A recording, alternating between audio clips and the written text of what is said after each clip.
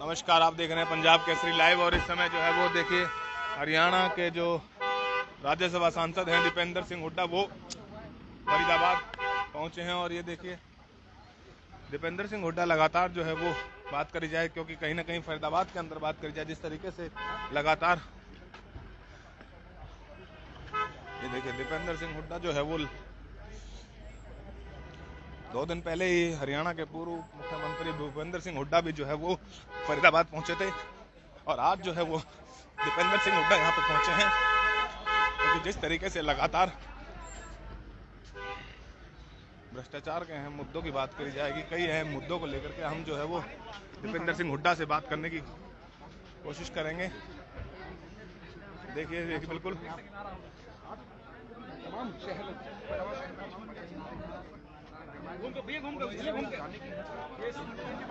Alarm line से आ जाओ।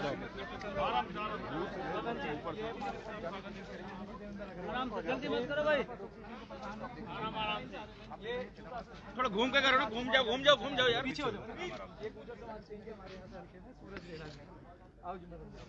एक एक करके आराम से आ जाओ।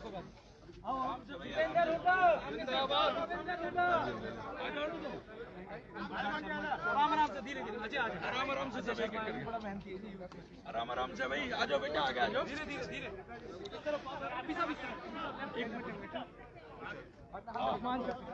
रेणु चौहान मैं बताता हूँ, एक मिनट भाई प्रियंका जी आपके साथ है। रेणु जी रेणु चौहान भाई देख ले, इससे भी देख ले यार अंदर। आ जाओ धीरे धीरे आ जाओ, अंदर ले लेना अनिल जी, अंदर कर लेना प्लीज। ये हाजी इरफान जी हमारे माइनॉरिटी समाज के पूरे डिस्ट्रिक्ट हो जाता है।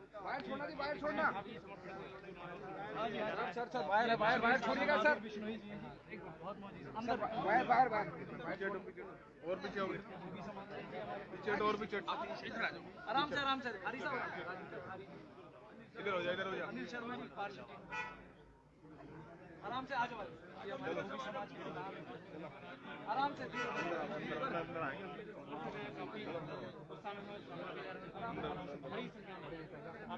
अंदर यार को सारा खराब कर रहा हूँ। लोगों का जोर शोर से स्वागत किया जा रहा है दीपेंद्र सिंह हुड्डा का।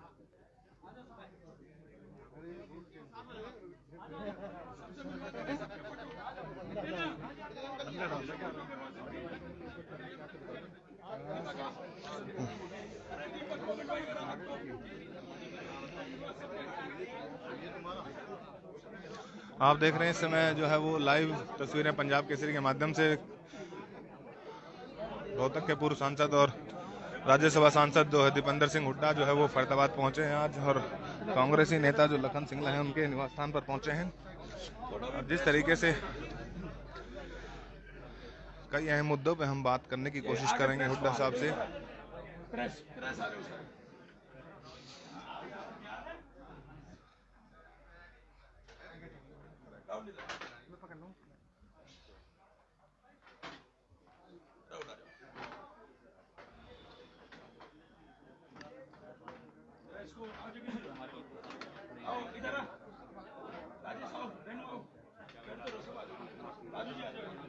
ये प्रेस की नहीं काटे, इधर आजा अनिल के बराबर इधर आजा सतीश, तुम बेटा बाहर मिलवा देंगे तुम्हें सब। नितिन मिलवा रहा भैया सब।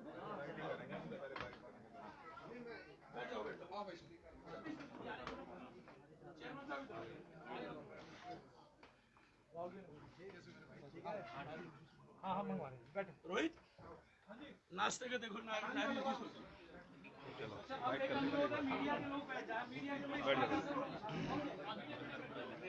नहीं बैठो हाँ उधर बन जाओ।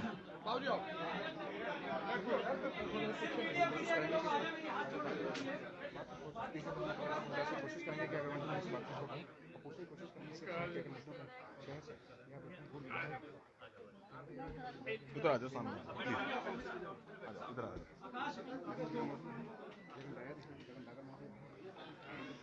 हुड्डा साहब आज फरीदाबाद आगमन है, क्या कुछ जूस लाओ, नारियल पानी लाओ पहले। आज कुछ सामाजिक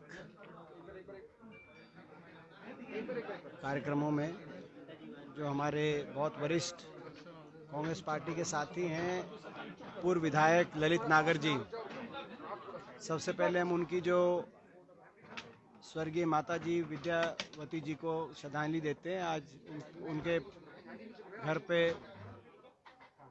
परिवार के प्रति सहानुभूति संवेदना व्यक्त करने के लिए और कई जगह सामाजिक कार्यक्रमों में आज आने का विषय था।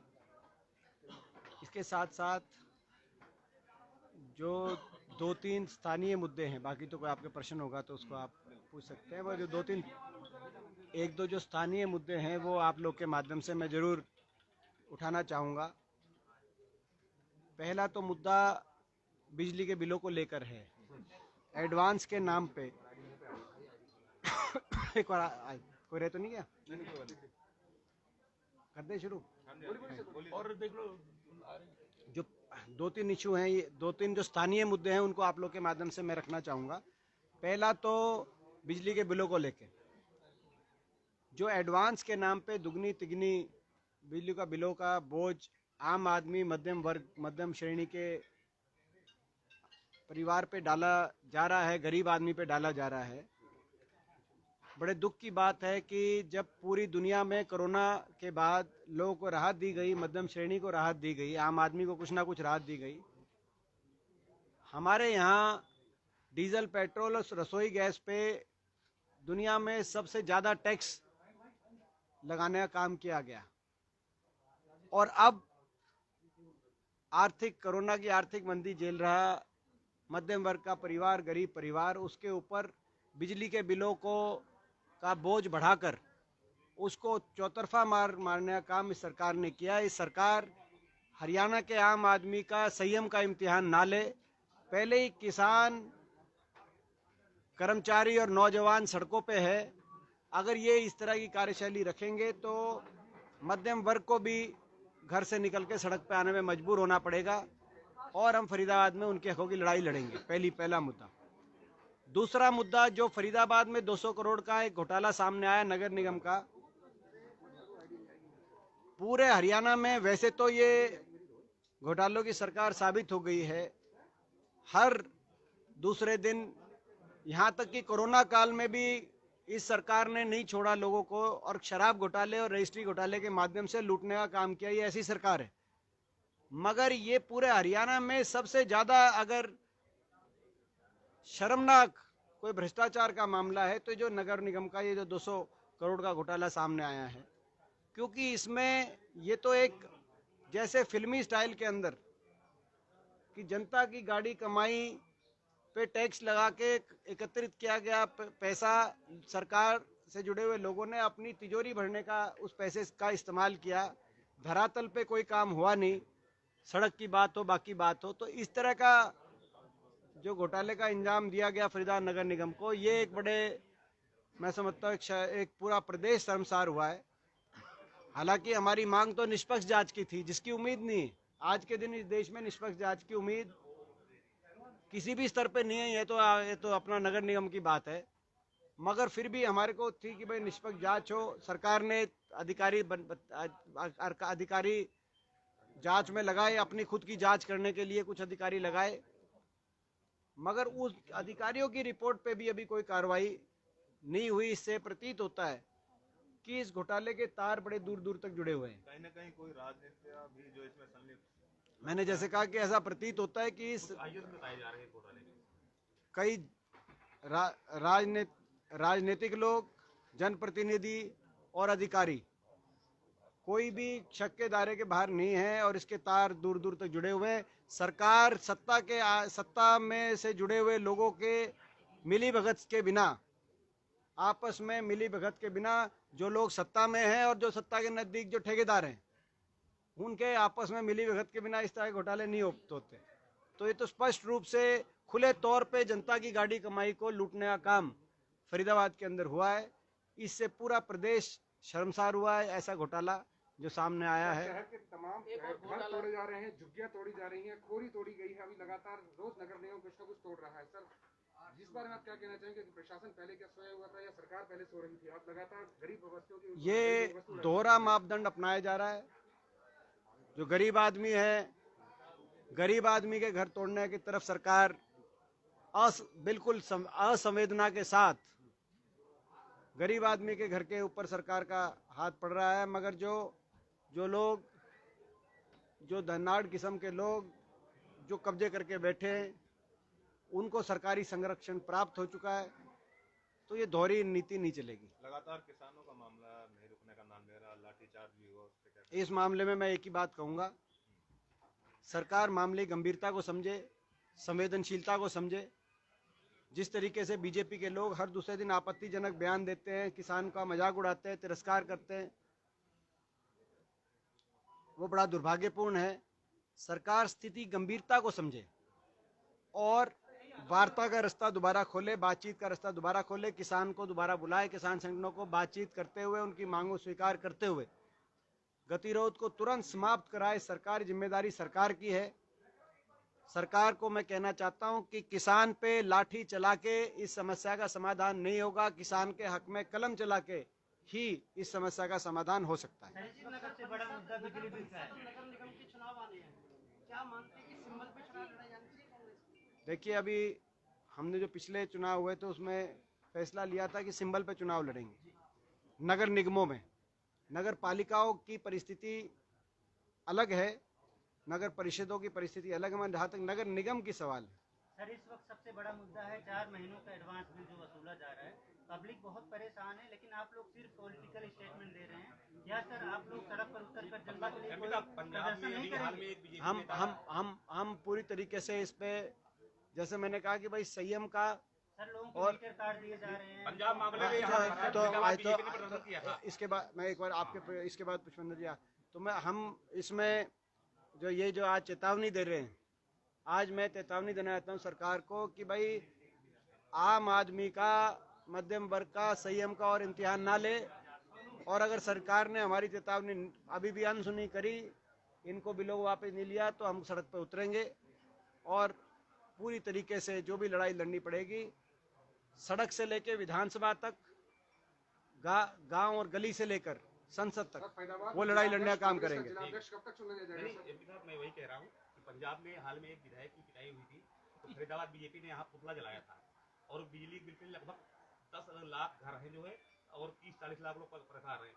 कांग्रेस मैं सरकार से पूछना चाहता हूं कि ये कौन सी कोरोना का तोहफा है?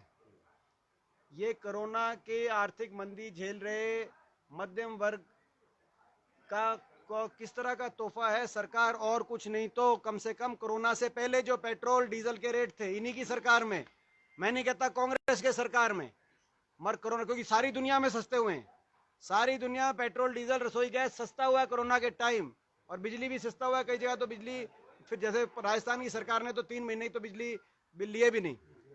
तो मैं सरकार से कहना चाहता हूं कि और कुछ नहीं तो कोरोना से पहले के डीजल, पेट्रोल, रसोई गैस और बिजली के बिलों की जो है कोरोना से पहले की परिस्थिति को लौटाए सरकार। और ये इन बिलों को जो बढ़े हुए बिल और ये जो एडवांस का, ये क्या है एडवांस का मामला? ये क्या आज तक कभी नहीं लिए गए? ये कैसा सिस्टम है?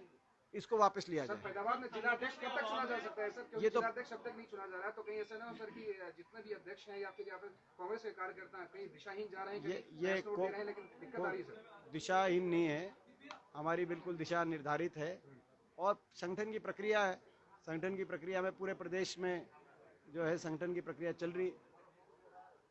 2 दिन से मीटिंग चल रही है दिल्ली में, तो संगठन की प्रक्रिया है, वो भी संगठन की प्रक्रिया का हिस्सा है। संगठन की प्रक्रिया चल रही है हमारी। अब आप भी नाश्ता करो, दिशाहीन तो बीजेपी है।